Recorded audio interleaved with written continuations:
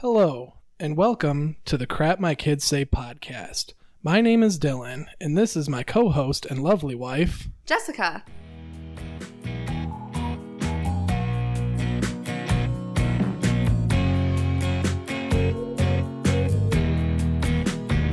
Welcome back. Today we are going to be talking about our tips and tricks for traveling and camping with young children. But first, let's hit some follow-up from last episode. So the one piece of follow-up from our Stranger Things Season 3 review I had was the question on why Billy and Max and their family moved to Hawkins from California, and I thought it was a conversation between Billy and his dad, and it was actually a conversation between Max and Billy, where Billy asks Max whose fault it is that they had to move. But it was never answered. But yeah, it was left unclear. Yeah, still in season 3. We still don't know. The next follow-up that I have is I said something about Lucas's parents not being involved hardly at all. But after rewatching in season 1, they show them at the funeral. And then in season 2, Lucas has a conversation with his dad. Actually, it shows them in the house eating dinner. He has a conversation with his dad, asking what he does when his mom is mad at him because him and Max got into a fight. So they do, and then the mom taking pictures of Lucas when he's dressed up like a Ghostbuster. So they do show his parents. I just forgot. Okay, so for long car trips, I think the most important thing to have is snacks. Lots and lots of snacks. I second that. The other important thing that I think to bring is a tablet with probably a couple movies on it. If they're new movies that they haven't seen before, that's probably a plus. Something new to keep keep them occupied, keep their attention. Also, maybe some books if they're at reading age, and toys also is a good thing to have, multiples of different toys, and maybe even like some small new toys. That's something new to distract them from the long ride. Yeah, and actually what I did this last time, which is kind of goes along with what you just said, was a busy bag. So I had this tiny little Star Wars backpack. It was like toddler size. It's not a full size one because I feel like that would be overwhelming to give them a full size backpack, a 4-year-old. And I put a book in there, just like a picture book, a little coloring book, a couple little pencils, snacks like applesauce pouches. Those are super easy for rides, fruit bars, fruit snacks. And then just a couple little toys here and there. It wasn't a ton of stuff because I feel like you don't want to overwhelm them with a ton of stuff. Plus, it's going to be all over your car. But yeah, just a few things here and there, like some favorite toys, favorite books. And like he said, if you can get some newer movies on your tablet, that's awesome. And if you don't trust your kid to hold your tablet, they actually make these things. They're holders that you put on the back of the headrest. So like the driver's side or the passenger side, it goes on the back so that it's strapped there. And so they can watch it so they're not getting their grubby little paws all over your tablet if you don't want them to break it. Or the tablet somehow gets thrown out an open window going 70 down the highway. Yeah. If you worry about the safety of your tablet, you can get these. I think we got ours on eBay, didn't we? eBay or Amazon. Yeah, they're pretty easy to find. I don't know the exact name of them, but I'm sure if you typed into a Google search bar what I just described to you, it would pop up. Yeah, probably like iPad or tablet car holder. Yeah, tablet holder for car. I don't know. But you can search that, and I'm sure that it will probably pop up. But it's really handy to have because our 4-year-old is not that trustworthy with a tablet. Yeah, if you search on Amazon, like hundreds of different options pop up for tablet phone holder. Awesome. That's great because I definitely do not trust our 4-year-old to hold the tablet and it not get dropped or something spilled on it or snacks on it. So yeah, it's super, super handy to have. So we find that if you're trying to split kind of legs of your trip into 2-hour segments, seems to work. Mostly when we go on vacation and drive places, it's normally about a 4 to 5 hour drive. So we try to, around halfway through the trip, and you can tell we're from Michigan because we judge our trips in hours and minutes, not miles. Yeah. So we'll try to go 2 hours, about halfway, stop, get some food, let everybody stretch their legs, use the bathroom, and then continue on the trip. But, at a certain point, the kids are going to get restless and not going to want to be in the car anymore. But at a certain point, you just got to power through because your trip is just going to take longer and longer. Right.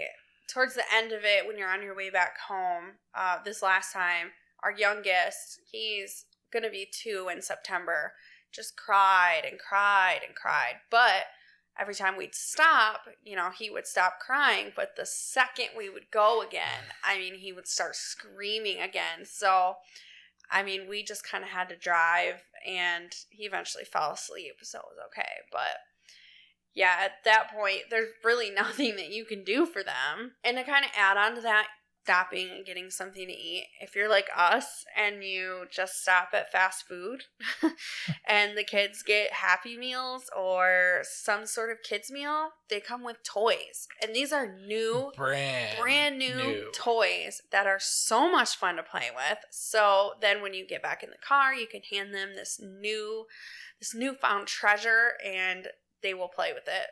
Like they had the Temple Run little coins, and people was that Arby's? Yeah, that was Arby's. Yeah.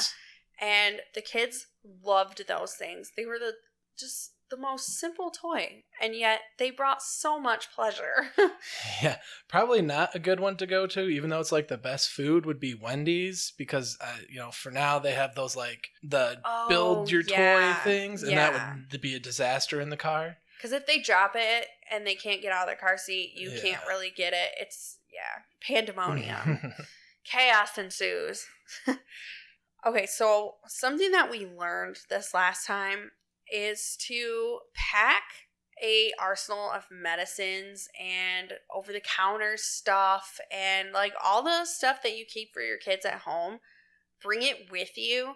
Like, you wouldn't even think to bring some of this stuff, but, like, ibuprofen, Tylenol, thermometer, diaper rash cream, that sort of stuff. So our youngest, as soon as we got there, like the second we got to the campground, started having horrible diarrhea. It was awful. And so he kind of felt warm a couple times, but we didn't have a thermometer, so we couldn't check his temperature. And I brought diaper rash cream, but it wasn't the high-powered medicated cream that I have at home. So luckily my sister-in-law had me covered. She had some actually in her car. But yeah, ours was left at home. And then ibuprofen, Tylenol. Because if you go to a tourist town, that stuff is crazy expensive. So you'd pay $5 at your local store. You get up there and it's $10.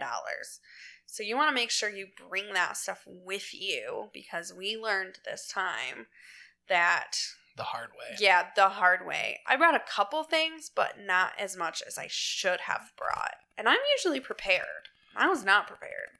Another tip for parents to bring for themselves, especially if you were camping, make sure you bring your coffee supplies with you. We spent like $45 on a mini coffee maker, coffee cups, coffee and filters. Creamer.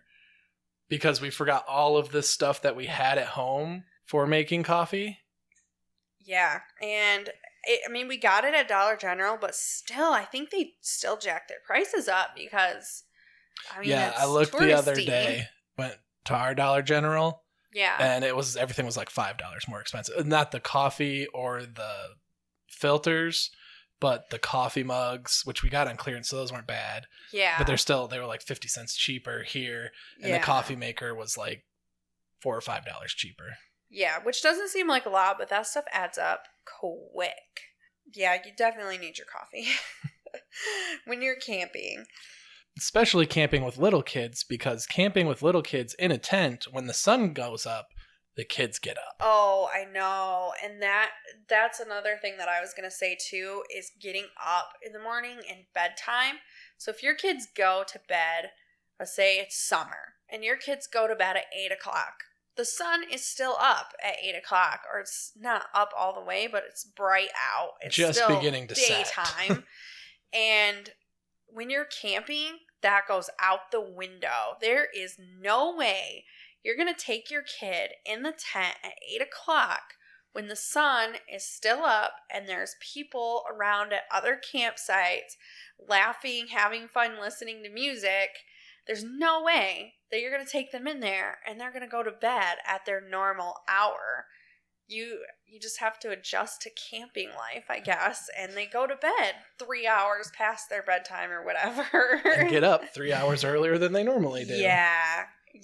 So if you can bring with you, though, like a white noise maker or a fan, something like that, to kind of drown out noises and make sure they get the best night's sleep that they possibly could while you're there, that's a good idea too. We brought the white noise maker and the fan. Yeah, and that'll buy you a couple, maybe extra 20 minutes of sleep in the morning.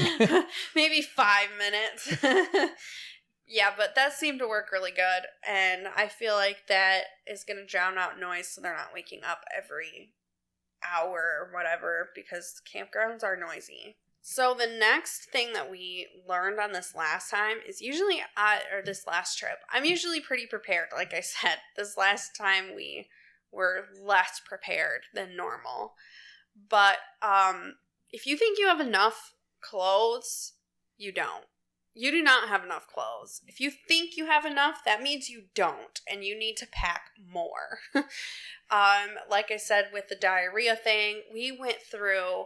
I went through 4 outfits in the first 24 hours. It seemed like it. I'm pretty sure it was pretty close to that. It might have even been worse. It might have been in like the first 12 hours we went through 4 outfits. Yeah, so we were constant. I mean, and you don't have a washer and dryer at your campsite, so I mean, you can't wash those clothes. And so you're going through clothes, and so we burned through his clothes pretty quick. I don't know how we got through without having to go buy new clothes. But also tying into clothes, the weather, if you live in a place like Michigan where the weather cannot make up its mind ever, then you need to have every type of clothing with you. So I only brought with us, I want to say like 1 pair of warm PJs. And the first 2 nights we were there, it was like 50 degrees out at night. It was freezing. The first night, we all froze. We were freezing. And the kids, well, our oldest had a big comforter blanket, so he was fine. Our youngest, I just had a light blanket with him, so he ended up sleeping in bed with us. And he refuses to sleep with a blanket on him anyways. Yeah, he kicks it off. So the next day, I had to, because it was going to be cold again, so I had to go to the local Dollar General where they had one, I kid you not, this was so lucky, they had one jumpsuit outfit for a 12-month-old, and they had one jumpsuit outfit for 4T, 5T. That was it. And we just got so lucky. And the outfits weren't bad. They weren't overpriced. But then I bought this tiny little throw blanket.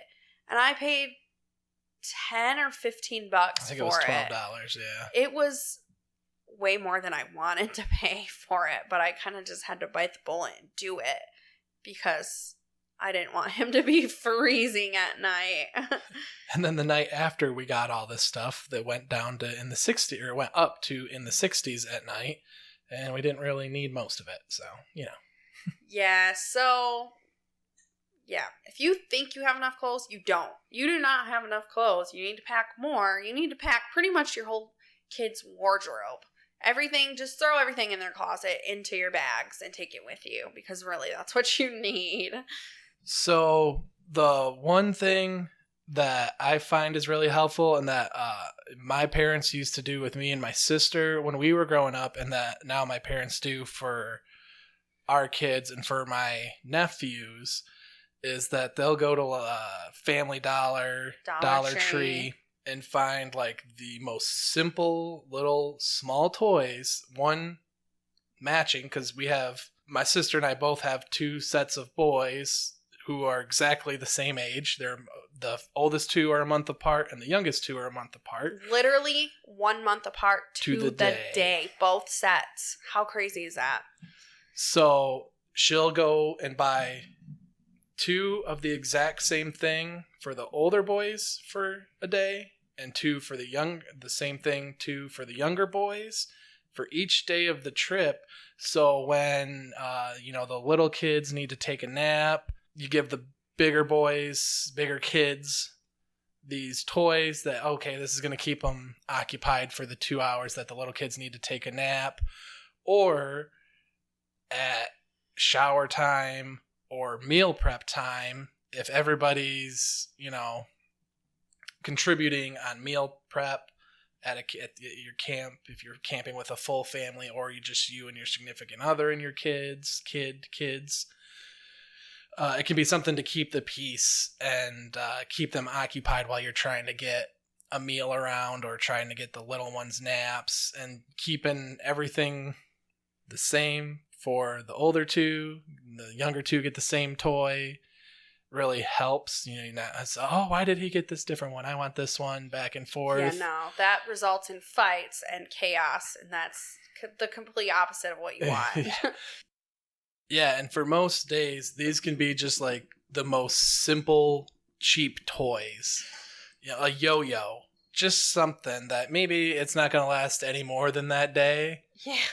Or that couple of hours, but at least it's something for those couple of hours. And then what they do is on the last day, as we're getting ready to leave, they give them something that's a little better, that will keep their attention a little bit longer, better quality, so it's not like falling apart. Yeah, so you have on the drive home, you have something to keep them occupied for a little longer on the drive home. Yeah, I think one day it was literally those super crappy glow sticks that you buy from Dollar Tree, that you snap them and then shape them into sunglasses, and they last for like 3 hours. I'm pretty sure that was one of them one day. Yeah. And the kids loved them. They thought that they were the greatest thing ever. So, yeah, simple toys, the simpler the better, I think. Yeah, and those, like the glow sticks, are a good one for at night. Like if you want to just sit by the fire and have some relaxing time sitting by the fire, you give the kids glow sticks. Yeah, and they are super happy with that. Give them a glow sticks and say, stay within this area where I can see you. And they use their imaginations, and they play with them and hit each other with them and whatever. So thanks for joining us, and we hope you found this useful. Camping with kids is hard. It's way harder than if you go to a hotel with all their amenities. Camping isn't like that. It's pretty basic stuff. So we hope that you guys found this useful. If you have any traveling or camping tips that you would like to share with us, or suggestions for other episodes, please feel free to contact us at cmkspod@gmail.com. You can also contact us on our Facebook page, Crap My Kids Say. Speaking of crap, I got crap on my hands today from our child.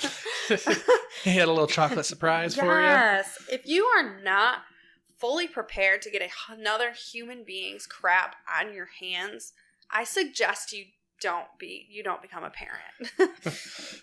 Or peed in your beard and pooped in your hand all at the same time. Simultaneously, yeah. If bodily fluids freak you out, this is not the job for you. You can also listen to us on YouTube, Google Play, and hopefully, by the time you guys hear this, iTunes. Stitcher. Oh, and we're on Stitcher too. Thank you.